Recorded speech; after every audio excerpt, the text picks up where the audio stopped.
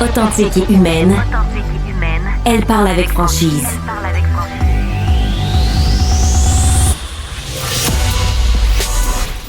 Elle traite l'information avec rigueur et efficacité. Une approche fraîchement moderne de l'actualité. Isabelle Maréchal.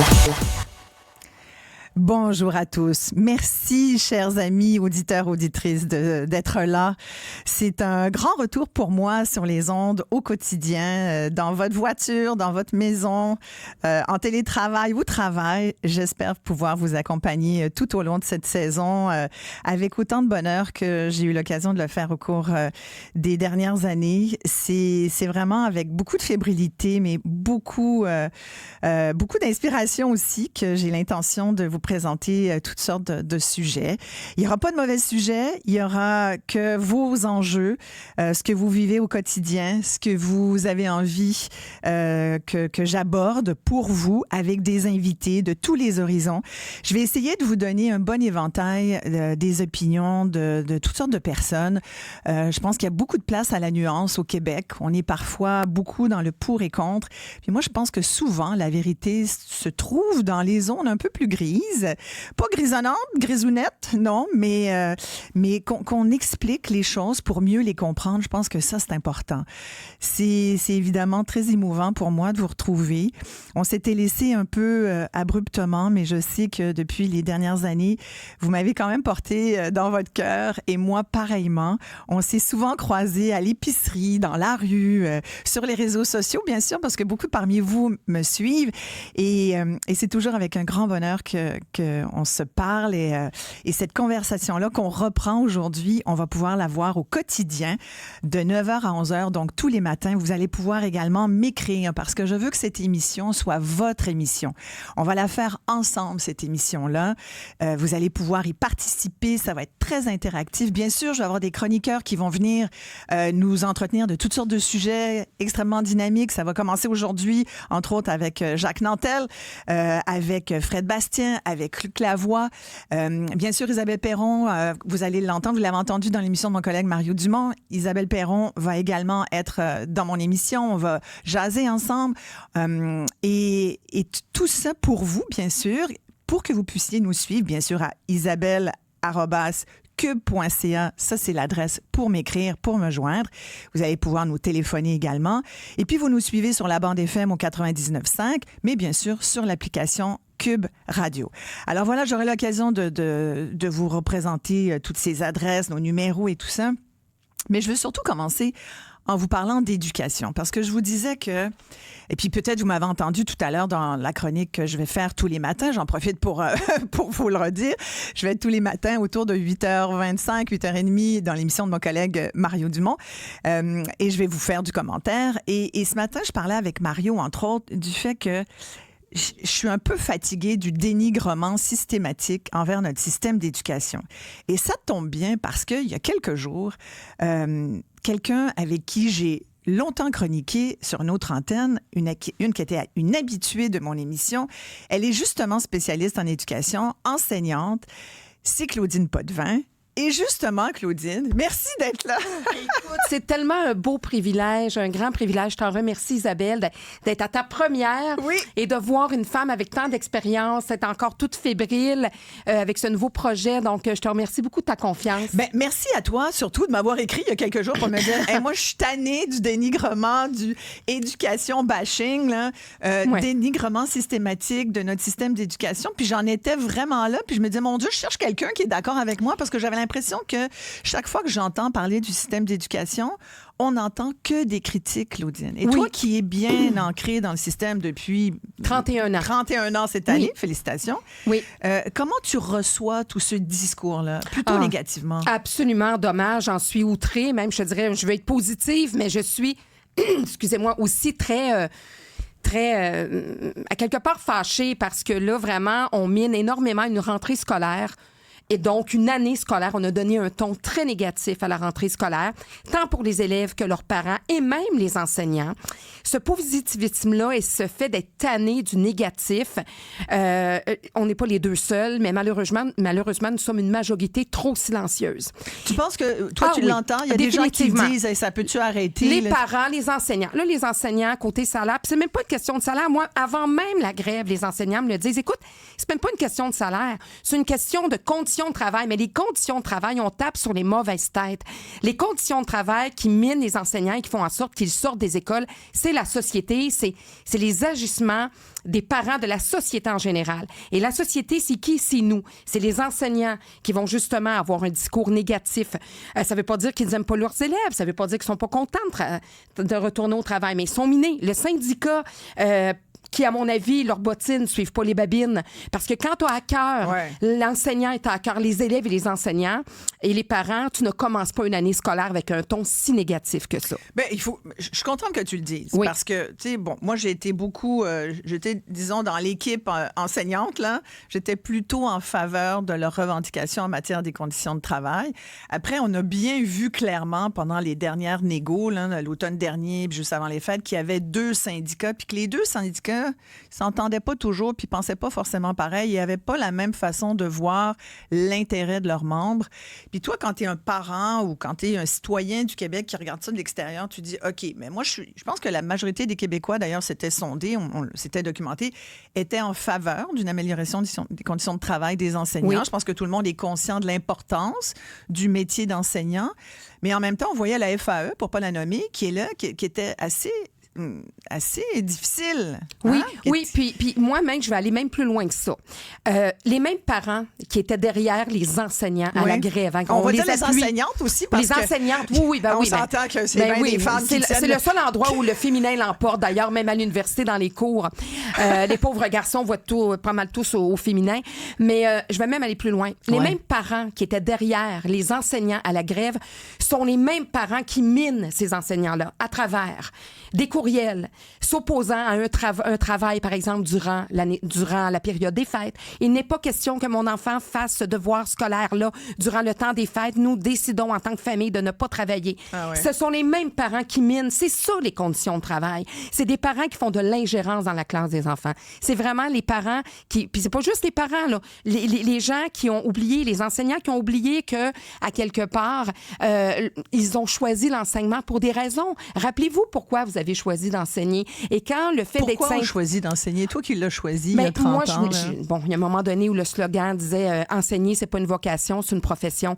Évidemment que c'est une profession, évidemment, mais c'est une vocation. Tu peux pas passer avec 27, 30 enfants des autres dans une classe 8 heures par jour. Enfants des autres, oui, effectivement, à être équitable, à les aimer, à comprendre que le chien, à l'accompagner parce que son chien est décédé, parce que la grand-mère, les parents se sont séparés.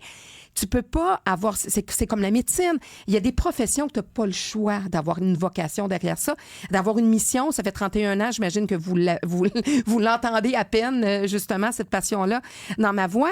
Et c'est ça. Et malheureusement, on est tous pavés de bonnes intentions. Le but, c'est pas de dire les parents sont pas fins, etc.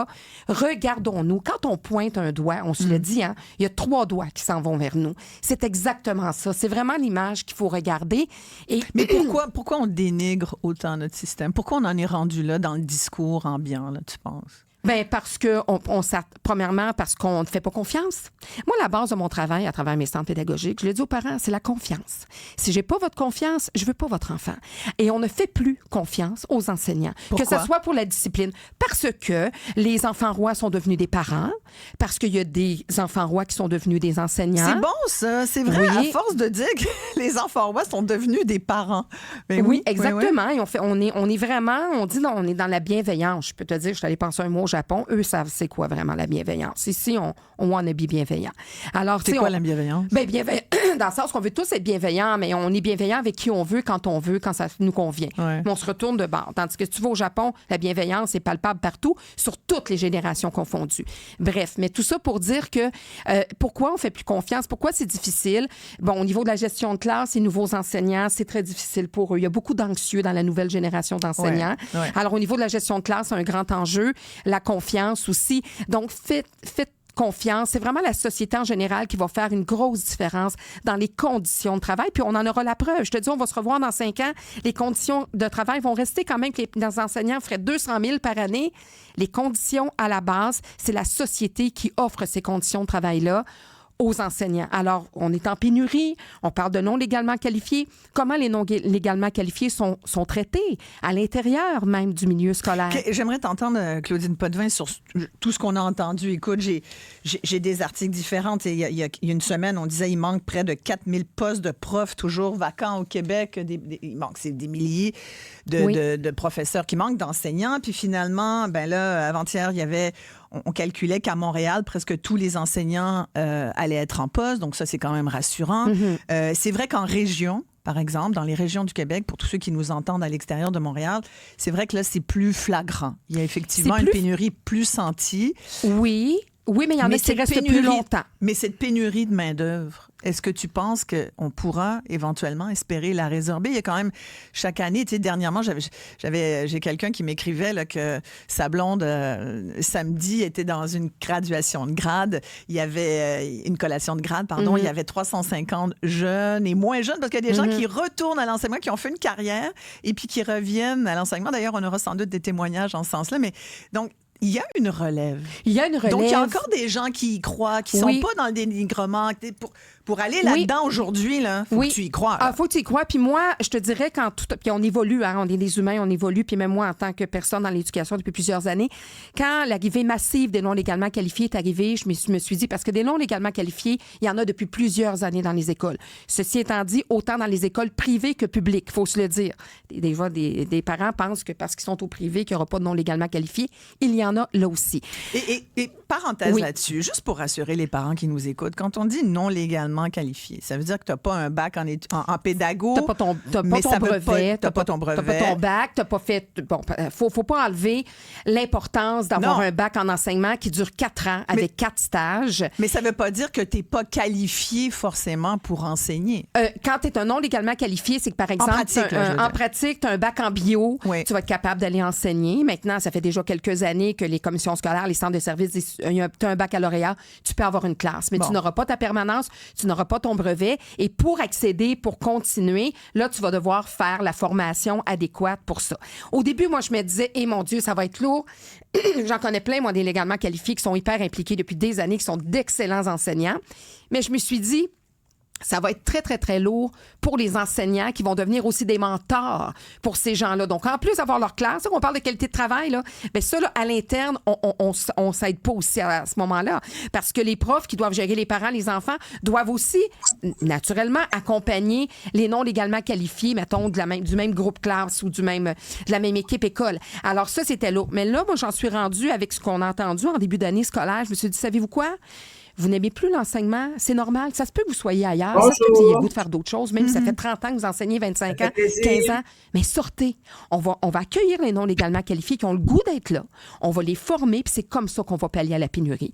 On va pallier aussi à la pénurie en sortant, en allant rechercher ceux qui sont dans les centres de services, qui sont conseillers pédagogiques, qui sont moi, ce jour, les meilleurs se retrouvent au centre de services. Je connais d'excellents enseignants qui ont été des enseignants absolument des top guns. On a tous un enseignant en tête qui nous a marqués. Oui, puis moi, je peux t'en nommer énormément. Et souvent, sont recrutés par les centres de services. Alors, un peu comme au combat, à l'armée, quand il arrive une guerre, on ramène tous ceux qui ont fait l'armée. Alors, dans le sens qu'on va aller chercher les gens dans les centres de services et et les parents, impliquez-vous, les voisins. Les écoles alternatives, c'est pas d'hier qui font de la coéducation avec les parents. Moi, je le sais, j'enseignais à l'alternatif longtemps. J'y vais encore à certains moments. De plus en plus de Québécois optent pour l'école alternative. On aura l'occasion d'en reparler d'ailleurs cette année parce que c'est un beau modèle. Mais accueillez l'aide école, l'aide à la classe, là. Pourquoi ça serait pas un parent engagé qui a le goût d'être là? On le fait à l'alternatif. On appelle ça de la coéducation. Ça a l'air de rien, mais un parent, une maman, un papa qui prend son avant-midi, qui est sur les chiffres de travail, qui peut venir un avant-midi à l'école 2 journées semaine pour s'occuper de certains groupes de la classe pendant que l'enseignante va faire autre chose, ça vaut son pesant d'or. Pas besoin d'un bac en enseignement avec ça. Puis il y en a qui vont le faire gratuit en plus. Et tu as parlé tout à l'heure d'anxiété, Claudine Potvin. Tu dis il y a comme beaucoup de... Finalement, puis je pense que tu as raison, tout ce dénigrement systématique de notre système scolaire qui a quand même beaucoup de succès. Je Moi, j'ai 2 filles qui ont gradué de l'école québécoise et j'en suis très heureuse. Hein, bon, oui, il a fallu faire beaucoup, il a fallu beaucoup aider, mais c'est notre job de parents. Exactement, il faut pas oublier. C'est faux de penser que tu donnes tes enfants l'éducation puis le gouvernement s'en charge. Là. Oui, puis l'enfant devrait arriver à l'école. À la base, c'est rien, là. Comment savoir tenir un livre dans ses mains? Les habiletés sociales, dire bonjour, merci. Il y a des enfants qui ne se sont jamais fait dire non à 5 ans. Ils arrivent en maternelle.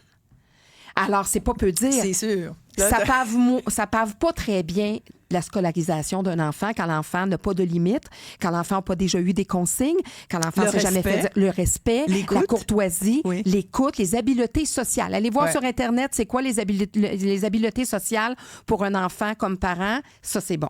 Et tu parlais d'anxiété, puis je reviens à ça parce que ma prochaine invitée, justement, je tenais à la voir à cette première émission de rentrée scolaire parce que tu parlais de l'anxiété des profs, des enseignants, mais il y a l'anxiété des parents aussi. Je lisais un article comme quoi le 2/3 des cégepiens, puis on a vu, là, ils sont beaucoup cette année au cégep, là. Il y a beaucoup de monde et on n'a jamais autant eu de cégepiens, tant mieux. Eux aussi, très anxieux. Et là, j'ai envie de dire, mais mon Dieu, comment ça se fait que tout le monde est anxieux comme ça? Bien, c'est une génération, hein. Puis souvent, derrière, naturellement, là, la personne qui est en psychologie va plus le dire, mais souvent, derrière un enfant anxieux, moi, je le vois aussi à travers mes centres, il y a un parent anxieux. Il y a souvent un parent anxieux. Et effectivement, il faut... Puis c'est pour ça que je suis pas très contente de comment on donne le ton à la rentrée scolaire. Moi, je connais une jeune maman qui est très près de moi. Son fils rentre en maternelle. Quelle plus belle situation que tu vis pas quand ton enfant entre à l'école. C'est tellement un beau passage. Et là, on se fait dire que ça n'a pas de bon sens. Elle se fait même demander si son enfant de 5 ans va avoir une école, un enseignant dans sa classe. C'est anxiogène. Alors, on sait, on les connaît, les enjeux en éducation, mais qu'est-ce qu'on fait pour les résorber? C'est ça qu'il faut se demander. Merci beaucoup, Claudine. Tu restes pas loin parce que j'aimerais peut-être que tu interviennes avec ma prochaine invitée, Christine Groux, qui est neuropsychologue, présidente de l'Ordre des psychologues du Québec. Bonjour, Christine. Bonjour. Merci beaucoup d'être là. On parlait de l'anxiéjonité, enfin, le fait que tout le monde soit à peu près anxieux, que ce soit les enseignants, les parents, les jeunes, un peu tout le monde, les travailleurs aussi, parce qu'on parle beaucoup de rentrée scolaire, mais pour certains, c'est la fin des vacances, le retour au travail, beaucoup en télétravail. Comment ça se fait qu'il y a autant de stress, autant d'anxiété en ce début de fin d'été où on a normalement pu recharger nos batteries et la rentrée là, qui s'en vient, on est en plein dedans. Là. Comment vous voyez ça, Christine? Ben, je pense que tout ce qui est nouveau, tout ce qu'on prévoit pas, puis tout ce sur quoi on n'a pas de contrôle nous stresse. Donc, ce sont des facteurs de stress, effectivement. Fait que c'est sûr que la rentrée scolaire, c'est beaucoup de nouveau, c'est une transition, c'est une adaptation. Et votre invité disait tantôt, derrière un enfant anxieux, il y a souvent un parent anxieux, c'est très vrai. C'est-à-dire que le parent, surtout pour les enfants d'âge primaire, puis même secondaire, c'est un contenant. Hein? C'est-à-dire qu'il faut que ça contienne l'anxiété, il faut pas que ça diffuse la sienne, parce que sinon, c'est sûr que l'anxiété, c'est contagieux. Puis il y a plusieurs facteurs anxiogènes. L'anxiété, c'est contagieux. Je vous arrête là-dessus, parce que je trouve ça fort comme phrase. Vous dites l'anxiété, c'est contagieux? Oui, si vous côtoyez quelqu'un d'anxieux, il y a des bonnes chances que vous ressentiez cette anxiété. C'est-à-dire que ce qui calme un enfant, ce qui apaise un enfant, c'est le sentiment qu'il y a justement un filet de sécurité. C'est le sentiment que s'il n'est pas capable d'adresser un problème lui-même, s'il n'a pas les outils, à quelque niveau que ce soit, hein, que ce soit au niveau de la tâche, que ce soit au niveau des habiletés sociales ou que ce soit au niveau de la gestion du temps ou des transitions entre les matières, ben c'est souvent l'adulte qui va l'aider, l'adulte qui va le contenir. Fait que ça prend des adultes autour de lui qui sont à l'écoute, qui observent. Puis moi, je dirais, s'il y a un conseil que je donne aux parents pendant la rentrée, c'est si vous êtes capable de limiter vos propres stresseurs puis de limiter les activités qui sont pas indispensables pour être à la maison à la fin de la journée, puis pour entendre le récit de la journée, puis voir est-ce qu'il y a des éléments sur lesquels on peut contenir. Et ça, c'est quelque chose d'important parce que l'enfant est pas tout seul, en fait. Et donc, il y a comme un retour. Puis quand on arrive à la maison après une journée puis que le climat est calme, puis qu'on a un espace pour la raconter, déjà, ça diminue le stress. Tout à fait. Claudine, t'es d'accord? Ben entièrement d'accord, effectivement. Puis parfois, c'est encore là, c'est toujours pavé de bonnes intentions. Les parents, des fois, vont dire, je te comprends, maman aussi, t'es stressée quand elle a commencé l'école, mais ou je comprenais rien en maths, je comprends que ça va être difficile. Donc, des fois, il faut se garder une petite réserve parce que on est les modèles, hein, on est naturellement les grands modèles de nos enfants. Donc, l'enfant va dire, ben c'est normal que je sois anxieux. C'est normal que je comprenne pas en maths parce que mon père aussi comprenait pas et mon idole ne comprenait pas en mathématiques. Naturellement, c'est pavé de bonnes intentions, puis on veut juste connecter avec notre enfant pour dire, je te comprends. Mais des fois, il faut se garder une petite réserve. Et effectivement, les horaires, le hockey va commencer. Il faut penser vraiment, surtout un élève en difficulté, là, les horaires de premier ministre, non merci. Moi, j'en vois souvent des élèves, là, donc les cours de violon, de chinois, de patin, de hockey, de tout ce que tu veux. Élite, mais il est élite au hockey, là. Oui, mais il va finir dans une ligne de garage, là. Donc, c'est ça. Alors, c'est important parce qu'il y en a qui excellent en sport et c'est important de ne pas enlever ça. Christine Groux, je reviens à vous parce que vous avez commencé en nous disant, il ne faut pas mettre trop de pression.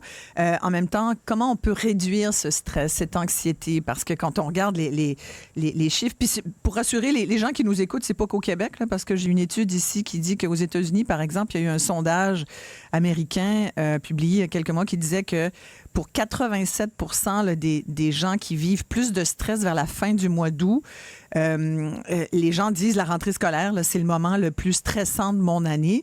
Les gens disent ressentir de la peur, de la solitude. Ils craignent de ne pas être bien préparés. Et évidemment, si tu as des problèmes de TDAH, d'anxiété, de dyslexie, on sait que dans nos écoles ici, des fois, tu as le tiers, voire la moitié des jeunes là, il y a plusieurs enjeux, qui ont des troubles enjeux, de comportement, voilà. à part des enjeux familiaux aussi qui vont vivre. Les inondations, juste les inondations. Là. Combien de familles ont débuté l'année scolaire à gérer une inondation puis de la grosse négativité en ce qui concerne la rentrée? Exactement. Donc, Christine Groux, qu'est-ce qu'on peut dire comme conseil aux gens qui nous écoutent, là, si on se faisait un petit plan ensemble qu'on pourrait suivre facilement? Bien, le défi pour les parents, puis tu sais, les parents en ont beaucoup sur les épaules aussi, il faut pas se le cacher, mais le défi pour les parents, c'est d'être capable de régler les problèmes qui sont des problèmes d'adultes, puis d'être capable de contenir leur propre anxiété, qui est une anxiété d'adulte, au regard d'une inondation, par exemple, puis d'aider l'enfant à se concentrer sur sa rentrée des classes, d'être là aussi pour la rentrée des classes. C'est aussi de comprendre que pour un enfant, les transitions entre les matières, le focus attentionnel, les relations interpersonnelles, c'est pas toujours évident. Les adaptations à des nouveaux amis, ça peut très bien se passer, c'est très excitant, mais en même temps, c'est tout du nouveau. Puis je pense que comme parent, c'est une chose qu'on peut faire avec l'enfant dans les premières semaines, c'est de dire, moi, je prendrai pas d'engagement le soir, on va tous rentrer à la maison, on rushera pas le soir, puis on va décomposer un peu la journée, puis voir est-ce que l'enfant a tout ce qu'il faut comme outil, puis est-ce que il a tout ce qu'il faut comme soutien, comme support. Je pense que le fait, par exemple, de sentir que les parents comprennent sa réalité. Vous savez, des fois, pour un enfant qui rentre à l'école, juste dire son nom devant toute la classe, puis dire qu'on raconte. Oui. Puis là, l'intégration sociale. Tout timide, mais oui. On a plein de commentaires d'auditeurs là, qui veulent intervenir. Merci de nous écrire. Il y a Emma, qui est maman d'un enfant qui commence la maternelle, qui dit que ça lui fait du bien ce matin, ce que vous dites toutes les deux. C'est ça le but. Et Claudine qui dit, c'est vrai que le discours est négatif en éducation, puis elle dit que ça fait du bien d'entendre d'autres choses. Croyez-y. Et Christine Groux, elle est très contente d'avoir des trucs.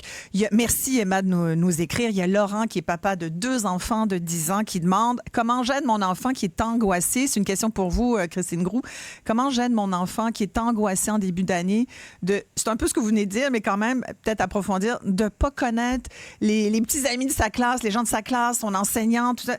Qu'est-ce qu'on peut dire à Laurent là, ce matin? Ben, la première chose à dire à un enfant, à ne pas dire, c'est voyons, tu t'inquiètes pour rien. Donc, c'est de comprendre que pour un petit cerveau de 5 ans, 6 ans, 7 ans, c'est pas pour rien. Et donc, c'est de regarder, c'est quoi les stratégies que tu pourrais faire pour te présenter à tes amis, par exemple. L'autre chose qui est importante, je pense, pour les enfants qui rentrent en classe, puis pour les parents, c'est d'essayer de ne pas voir toute l'année qui s'en vient, mais de dire, OK, la journée de demain. C'est pour ça que la présence en soirée est importante dans les premières semaines. La journée de demain, comment on la passe? la semaine, comment on la passe, puis comment on se fait du bien aussi au terme de cette journée-là, puis qu'on s'apaise pour le calmer, ce stress-là. Alors, tu sais, comment on peut aller jouer dehors, manger en famille, finir la journée en se la racontant.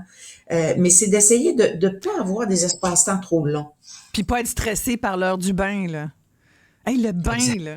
Ça m'a toujours fasciné. Le souper, le bain. Le bain, le souper, là, c'est régimenté. Là, c'est... Mais la routine est importante pour les enfants. Puis je vais donner un petit truc aux parents par rapport justement aux habiletés sociales, puis voir, après quelques semaines, surtout pour le primaire, quand votre enfant a débuté l'école, après quelques semaines, faites un genre de schéma, demandez aux jeunes de dessiner sa classe et de mettre le nom des amis là, de sa classe avec les pupitres, là, vraiment toute la classe avec les pupitres. Et là, après ça, vous lui demandez de faire des flèches en lien avec les amis qu'il a rencontrés puis avec qui il a tissé des liens. S'il y a plusieurs flèches, vous pouvez déjà avoir l'indice que votre enfant s'est bien intégré à son milieu scolaire, à sa classe. Si après, mettons, un mois et demi, vous voyez, puis là, il faut que ça soit... Vous pouvez S'il n'y a pas de flèche, là, c'est peut-être un drapeau rouge. Ben, c'est un drapeau rouge. De dire là, après un mois, c'est juste un ami dans la classe, on va trouver des moyens, on va parler à l'enseignant et puis on va trouver des moyens pour que tu te fasses d'autres amis. Si vous voyez qu'il y a plein de flèches, alors vous dites, ben, de ce côté-là, ça va bien. Puis si je veux donner un truc aux parents aussi, pour favoriser... On est dans les trucs, là. Ben oui. On parle vraiment, on parle de conditions de travail. Vous voulez, en tant que parent, changer quelque chose dans le cheminement scolaire de votre enfant et dans l'année scolaire de votre enfant. Vous voulez améliorer la condition de travail de l'enseignant, des enseignants au secondaire ou de l'enseignant au primaire de votre enfant. Soit ne faites pas d'ingérence, respectez les règles de classe, respectez si l'enseignant a une décision. Pas dire le contraire pas aussi. Pas dire le contraire. Claudine? Non, pas juger. Pas dire, ben moi, je suis pas d'accord. Vous pouvez poser des questions, c'est pas ça que je vous dis. Mais ça se fait dans le respect. Et si, malgré le questionnement ou malgré votre désaccord, c'est ce que l'enseignante a décidé de faire dans sa classe, d'envoyer un petit travail d'anglais, d'envoyer une lecture à faire ou peu importe, c'est parce qu'elle a jugé ou il a jugé de faire. Et c'est une décision qu'il a prise pour le bien-être de sa classe, pour amener sûrement les élèves à exceller davantage, etc. On veut même pas le savoir. Faites confiance. C'est comme quand on va chez le médecin. Tu as dit ça tout à l'heure, la confiance, puis ça, je pense que c'est important. Vous allez changer énormément les conditions de travail des enseignants si vous ne faites que ça en tant que parent. Point à la ligne. On a justement demandé au ministre de l'Éducation, Christine Groux, vous restez avec nous bien sûr, mais je voulais parler au ministre de l'Éducation. Je voulais en fait qu'il vous parle. Je voulais pas tant y parler que ça moi-même. Je voulais surtout que le ministre de l'Éducation du Québec, Bernard Drainville, vous dise un petit mot. Tu sais, c'est la rentrée. On a comme besoin d'une petite tape dans le dos. Fait on a téléphoné à son ministère et on dit, c'est-tu possible que le ministre de l'Éducation parle aux gens? Qu'est-ce que Bernard Drainville a envie de vous dire? Bien, voilà ce qu'il nous a envoyé. Bonjour tout le monde, c'est Bernard Drainville, le ministre de l'Éducation, donc le ministre des Écoles. On peut dire le ministre de la rentrée, d'une certaine manière. J'espère que vous allez bien. Je m'adresse d'abord à vous, les parents. Je sais ce que c'est qu'une rentrée. J'ai eu 3 enfants. Je sais la fébrilité qui vous habite, le stress. Vous voulez rassurer l'enfant, vous voulez l'encourager, ça va bien se passer. Des fois, la séparation est un petit peu difficile, surtout pour les plus petits. Alors, je vous comprends très, très bien, puis je suis avec vous. S'il y a des enfants qui m'écoutent, bonne rentrée, les enfants. Vous allez garder des beaux souvenirs de ces rentrées scolaires. Vous allez vous en rappeler toute votre vie. Vous avez hâte de rencontrer votre enseignante, voir votre classe et tout ça. C'est des très, très beaux moments. Alors, je vous souhaite une très, très belle rentrée. Et merci au personnel, aux équipes écoles, pour tout le travail que vous avez fait pour donner la plus belle rentrée scolaire à nos enfants, pour que ça se fasse dans la joie, dans la bonne humeur. Je sais que c'est pas évident, il y a des défis, mais on travaille fort pour apporter des améliorations. Alors, on lâchera pas, on le fait pour les enfants. C'est pour les enfants que l'école existe. Alors, bonne rentrée scolaire, tout le monde. Et bonne rentrée à toi, Isabelle. Retour en force. Je te souhaite une très belle saison radio. Salut tout le monde, à la prochaine. Merci, collègue. Monsieur le ministre. Un ancien collègue. Il devait tellement être content que j'avais pas de questions pièges pour lui ce matin, que ça soit juste un message. J'en aurais eu, mais en parlant... On aurait eu, parce que, regarde, l'idée, là, avec cet angle-là que j'ai choisi, c'est pas de nier les enjeux. Non. Christine Groux nous a parlé d'anxiété, de stress et tout. Toi, tu nous parles du milieu de l'éducation et tout, mais je pense que tout le monde qui nous écoute en ce moment est capable de voir que ça retarde le groupe de dénigrer systématiquement. Oui, puis même le ministre lui-même, moi, je me dis qu'on soit pas d'accord avec la personne qui a été élue, qui a été mise en place, c'est une chose. Mais même le milieu de l'éducation, quand on respecte pas le ministre qui s'occupe du ministère, ça commence là. Exact. Quand on n'est pas capable de mettre le mot monsieur là, devant son nom, ça commence là. Des aberrations dans du système, je pourrais même t'en donner. J'en ai un exemple. Et ben vas-y, c'est un exemple court. Écoute, moi, je connais un jeune étudiant d'enseignement. Il va terminer son bac. Il a presque tout terminé ses cours, mais ça fait 8 fois qu'il reprend son test TECFE. Le test TECFE... De français, ça? De français. Ouais, ben alors, oui, mais quand on parle de persévérance, là, ce jeune-là, il est connu sur les médias sociaux. 8 fois? Oui, il a réussi à son 8e, sa 8e tentative. Le problème, c'est le test ou c'est lui? Non, c'est lui dans le sens qu'il fait de la dyslexie, il était DAH, etc. En tant qu'adulte, il a décidé de ne plus prendre la médication. Il connecte énormément avec les enseignants. Alors, mais par contre, étant donné à un moment donné... Avec les enseignants, j'espère aussi, mais avec les enfants. Et ceci étant dit, c'est qu'à un moment donné, quand tu échoues trop souvent ton test, tu peux plus, ton bac est comme tes stages sont interrompus. Tu ne peux plus aller en stage.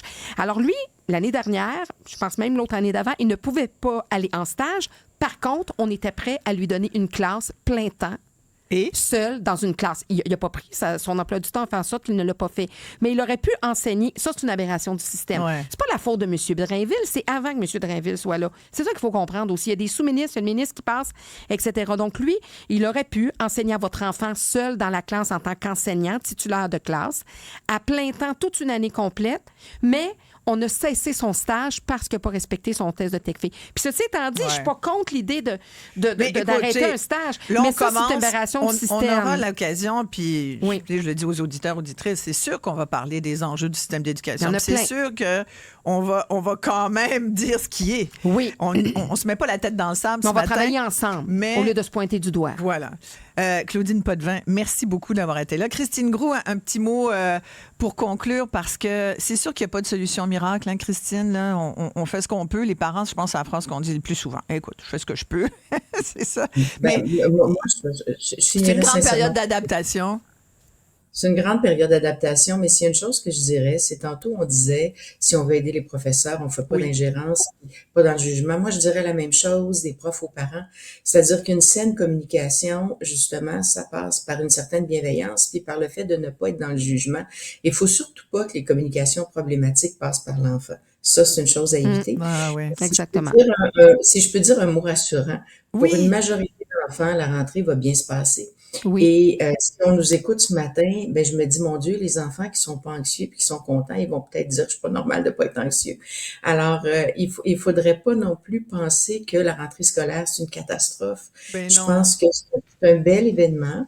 C'est un événement stressant, oui, mais ça peut être un bon stress. Puis je pense que pour les adultes, tout ce qu'il faut, c'est être vigilant et être présent. Voilà, être vigilant, être présent, être enveloppant, être parent finalement aussi. Être bienveillant. Voilà, bienveillant. Christine Groux, merci beaucoup. On aura l'occasion de se reparler régulièrement parce que je pense qu'on a toujours besoin d'être... Moi, j'adore la psychologie et je trouve que c'est fascinant d'expliquer le comportement humain. Oui, puis il y a plusieurs enseignants. Rassure, comme tu dis. Oui, puis il y a plusieurs enseignants qui vont être très heureux, la plupart des enseignants sont très heureux d'être là pour leurs élèves. Claudine Potvin, idem, on va se reparler au cours de cette saison. Merci beaucoup de t'être déplacée. On fait une pause ici, on revient tout de suite après ceci.